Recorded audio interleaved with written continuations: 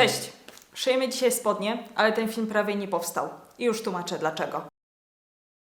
Zamysł tego filmu miał być taki, że polecam i linkuję Wam tani wykrój spodni na Etsy. Co prawda wykrój ma beznadziejne instrukcje, ale skoro ja już przeszłam katorgę związaną z rozszyfrowaniem tych niejasnych instrukcji, to może mój film stanie się takim tutorialem, który pomoże Wam uszyć te spodnie z tym wykrojem i wszystko fajnie. Ale jak już nagrałam cały materiał, to natrafiłam na film twórczyni Stephanie Canada, która testowała tanie wykroje z Etsy i w ogóle podejrzewała, że te wykroje są stworzone przez AI i że są beznadziejne i w ogóle scam i unikajcie wykrojów AI z Etsy. I ona tam testowała wykrój z tego samego sklepu, co ja kupiłam te spodnie.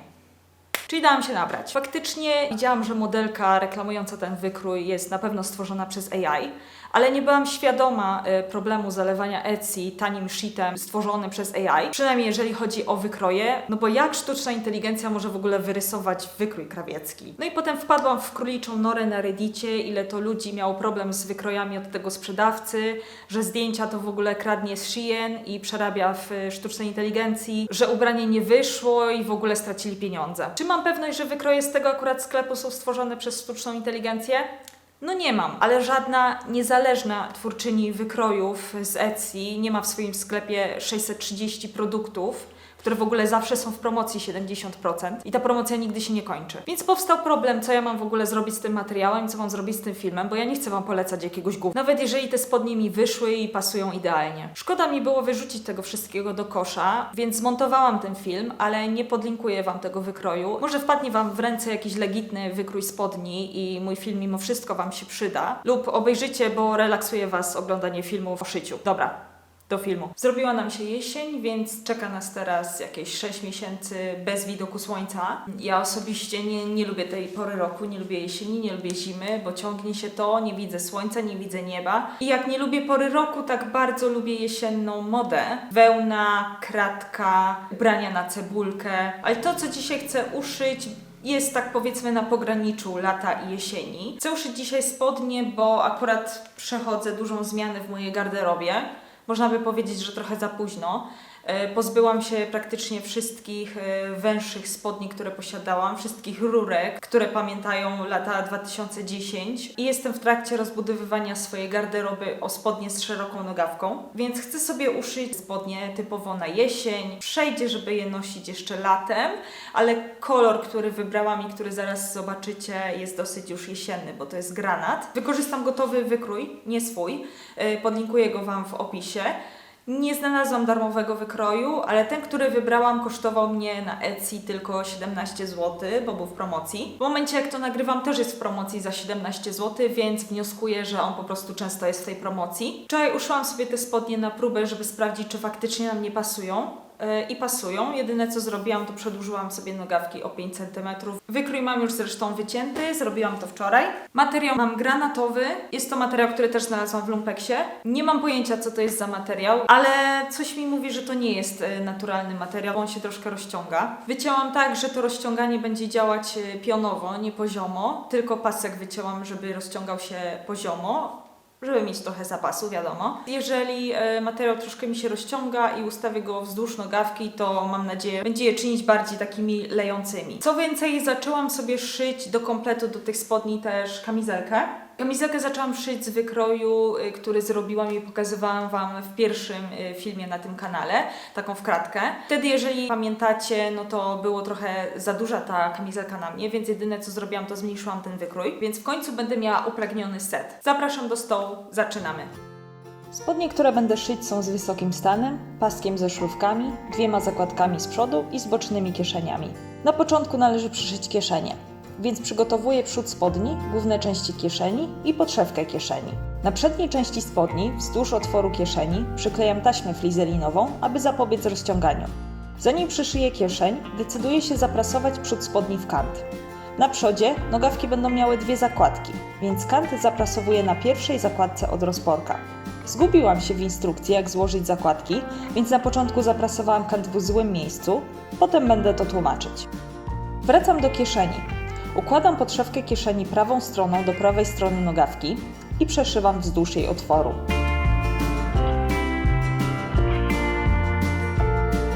Rozkładam zszyte elementy zapas na szef przekładam na stronę podszewki i wykonuję podszycie brzegowe, aby kieszeń nigdy nie wyszła na wierzch.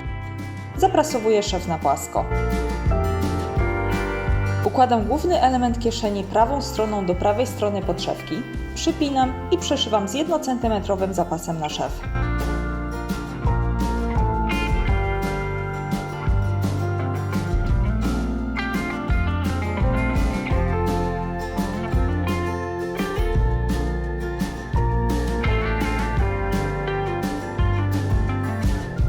Obszywam brzegi kieszeni szwem zygzakowym. Tak wygląda front 1. Tutaj widzicie, że przeprasowywałam, bo już popełniłam pierwszy błąd. Źle spojrzałam na instrukcję, albo te instrukcje były niejasne i źle zrobiłam zakładki. Chodzi o to, że jeżeli mamy 4 znaczniki, czyli pierwsza zakładka 2 znaczniki, druga zakładka 2 znaczniki, to plisa, czyli ten jakby widoczna krawędź plisy, zakładamy od znacznika do znacznika. Czyli bierzemy znacznik, nakładamy na znacznik i tworzymy plisę w ten sposób, tak jest prawidłowo. Tak jak wcześniej zrobiłam, to złożyłam te znaczniki w ten sposób i dopiero przełożyłam plisę tak.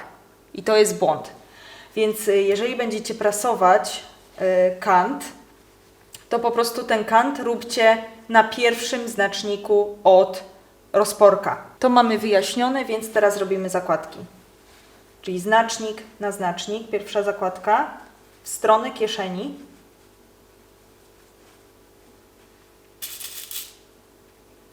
Przypinam. I następnie znacznik na znacznik, druga zakładka.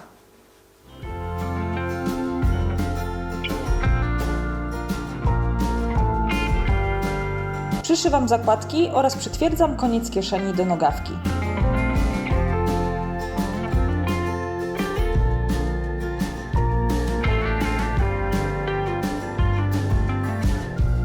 Przechodzę do rozporka. Obrabiam zygzakiem linię kroku obu nogawek oraz zaokrągloną krawędź listwy rozporka. Składam prostokątną podkładkę rozporka na pół, prawą stroną do środka i przeszywam na dole.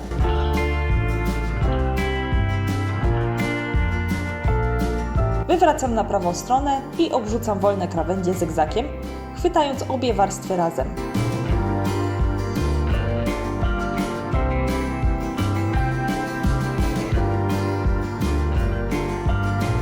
Zszywam obie przednie nogawki ze sobą w kroku do znacznika.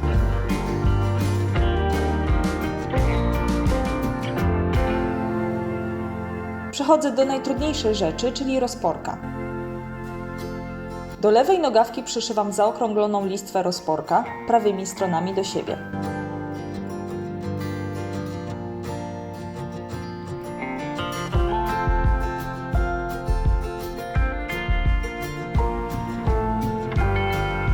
Rozkładam, przekładam zapas na szef na stronę listwy rozporka i wykonuję podszycie brzegowe.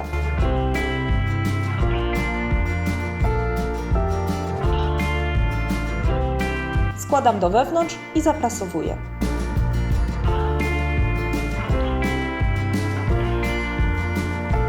Do prawej nogawki przyszywam zamek prawymi stronami do siebie, ale najpierw oczywiście zakładam na niego suwak.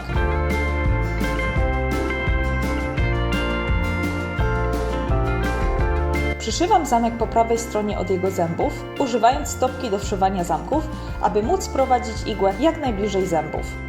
Kończę szyć trochę powyżej szwu w kroku.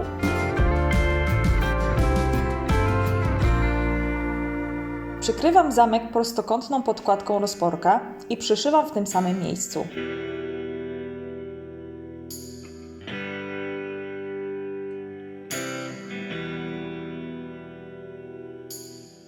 Odwracam na prawą stronę i robię podszycie brzegowe po lewej stronie od zębów zamka.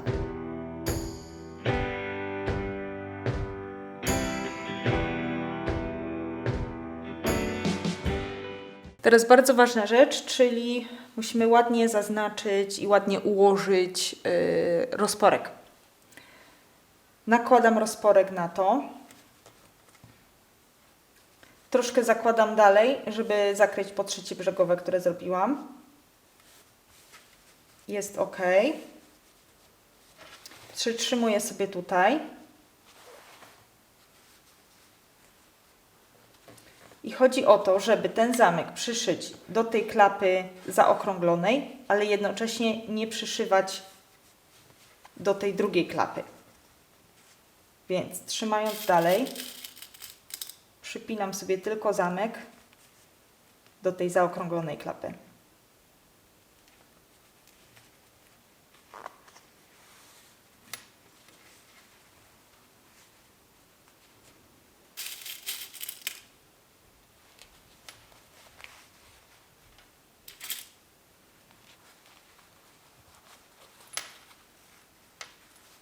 Sprawdzam.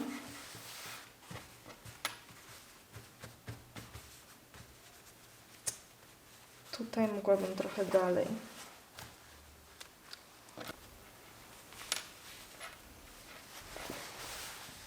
O, teraz jest ładnie.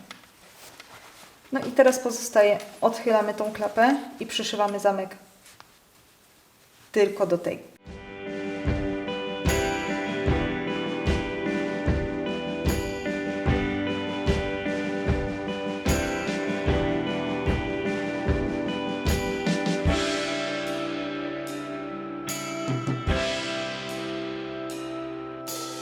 Mam już funkcjonujący rozporek.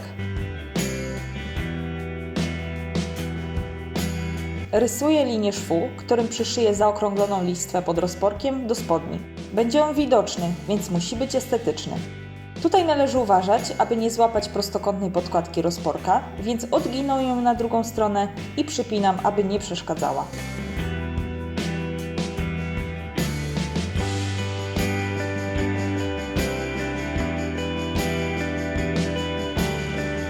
Robiąc ten szef, należy zachować ostrożność, przechodząc przez zęby zamka.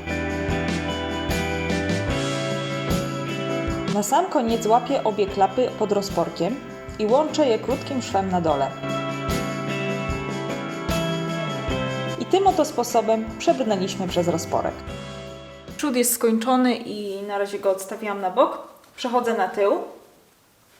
Jeżeli chodzi o tył, tutaj mamy zakładki, które muszę zaszyć. Więc najpierw zrobię te zakładki, potem oddzielnie obrobię zygzakiem te zaokrąglone krawędzie i dopiero potem zszyję razem i rozprasuję ten zapas na szef otwarty. W zasadzie tył będzie gotowy, wtedy przejdę do przyszycia szlówek na pasek. No i będę mogła połączyć całość. Potem podwinięcie i w zasadzie spodnie będą gotowe. Zaczynam od zakładek. Zaszewki przerysowałam z wykroju na materiał, składam je wzdłuż linii środkowej i przeszywam od szerszego końca do wierzchołka, pamiętając, aby nie ryglować szwu wierzchołku. Zamiast tego zawiązuję nitki na 3 supełki.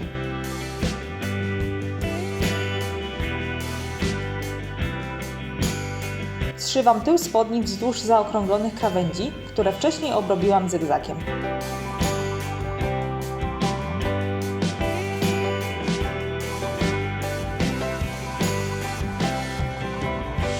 Jeżeli chodzi o tył, to zrobiłam zakładki, zaprasowałam zakładki na stronę szwu środkowego. Zaprasowałam też cały ten środkowy szef, zapasy na szef rozłożone. Stwierdziłam jednak, że nie będę robić szlówek na pasek, dlatego że jest jakieś 2% szans, że będę nosić te spodnie z paskiem. Zjem sobie teraz obiad, potem obszyję wszystkie brzegi zygzakiem. Wszystkie, nawet na dole. I zobaczymy się potem i będę zszywać nogawki ze sobą oraz zacznę robić pasek. Po jedzeniu jednak zdecydowałam się zrobić szlówki na pasek, bo ładnie to wygląda przy spodniach. Ale zrobię je tylko 4, nie 6 jak w wykroju.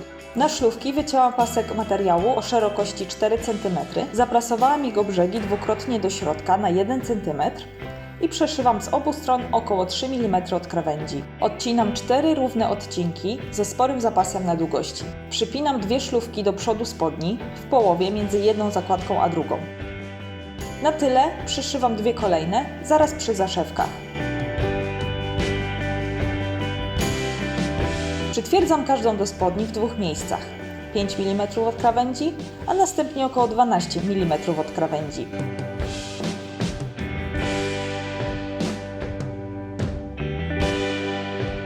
Zszywam szwy boczne spodni.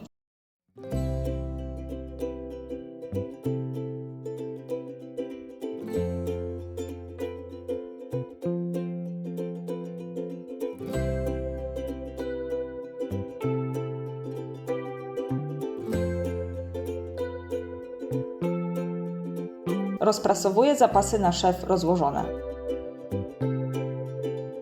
Zszywam szwy wewnętrzne i również rozprasowuję zapasy rozłożone, chociaż to po zszyciu jest trudniejsze. Przygotowuję pasek spodni. Przyklejam flizelinę, aby go usztywnić, ale wybieram taką, która jest lekko rozciągliwa. Rozciąganie układam wzdłuż paska. Składam pasek na pół i zaprasowuję. Następnie składam jedną krawędź paska do wewnątrz na 8 mm i również zaprasowuję. Pasek rozkładam i przypinam niezaprasowaną krawędź do górnej krawędzi spodni prawymi stronami do siebie. Na początku i na końcu zostawiam co najmniej po 1 cm na zapas na szef. Przyszywam w odległości 1 cm od krawędzi.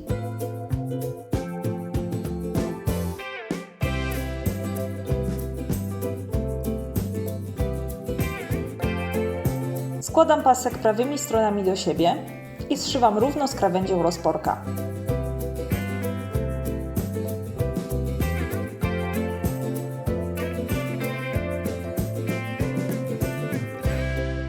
Odcinam nadmiar i wywracam na prawą stronę.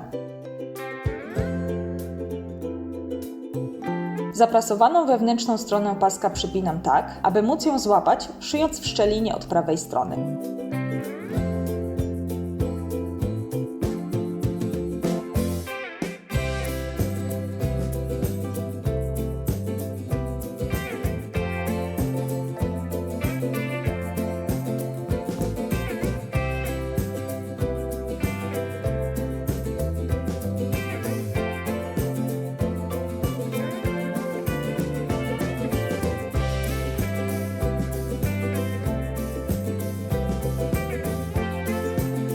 Przyszywam górną część szlówek do paska.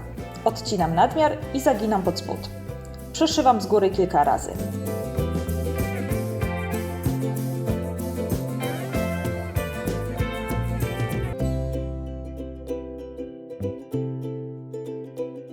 Otwór na guzik obszywam maszyną. Guzik przyszywam ręcznie.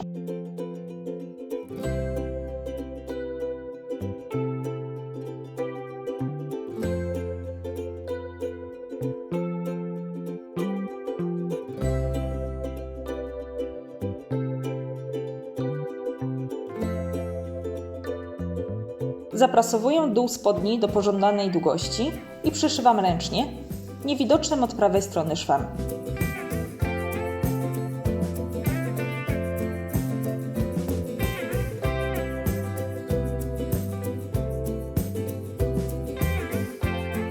Spodnie są skończone.